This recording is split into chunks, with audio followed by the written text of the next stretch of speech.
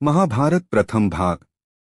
बहुत समय पहले हस्तिनापुर का राज परिवार दो भागों में बंट गया था, कौरव और पांडव। लेकिन इस कहानी की जड़ें इससे भी पहले की हैं। आदि पर्व की शुरुआत होती है राजा शांतनु से। एक दिन राज्य की नदी पर उन्हें एक रहस्यमयी और दिव्य स्त्री दिखाई देती है, देवी गंगा। शांतनु उनसे विवाह का प्रस्ताव रखते हैं और गंगा एक शर्त पर मान जाती हैं। आप मुझे कभी भी किसी काम के लिए प्रश्न नहीं करेंगे। शांतनु सहमत हो जाते हैं।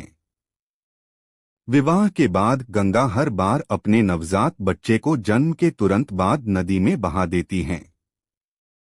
शांतनु दुख में डूब जाते हैं, लेकिन शर्त के कारण चुप रहते हैं। 7 बच्चों के बाद जब गंगा 8वें बच्चे को बहाने लगती है, शांतनु खुद को रोक नहीं पाते और प्रश्न कर देते हैं।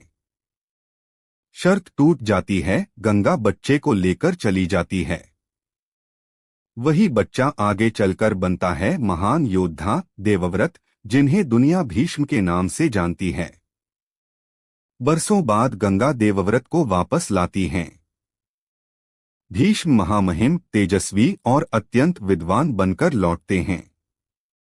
वे हस्तिनापुर के योग्य राजकुमार होते हैं। कुछ समय बाद राजा शांतनु को फिर प्रेम होता है, मछुआरे की पुत्री सत्यवती से। लेकिन उसके पिता की शर्त थी कि सत्यवती का पुत्र ही राजा बनेगा। भीष्म को यह पता चलता है और राज की स्थिरता के लिए वे एक अद्भुत प्रतिज्ञा लेते हैं। मैं आजीवन विवाह नहीं करूंगा और कभी हस्तिनापुर के सिंहासन का अधिकारी नहीं बनूंगा। उनकी इस भयानक प्रतिज्ञा से देवतागण भी कांप उठते हैं और तभी उन्हें नाम मिलता है, भीष्म।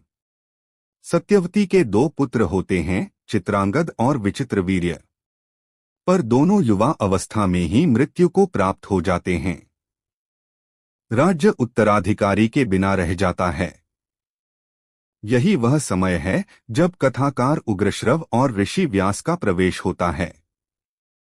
व्यास सत्यवती के पहले पुत्र थे, जिन्हें उन्होंने जन्म के तुरंत बाद त्याग दिया था। राज्य के संकट को देखते हुए सत्यवती व्यास से निवेदन करती हैं कि वे नियोग के माध्यम से वंश को आगे बढ़ाएं।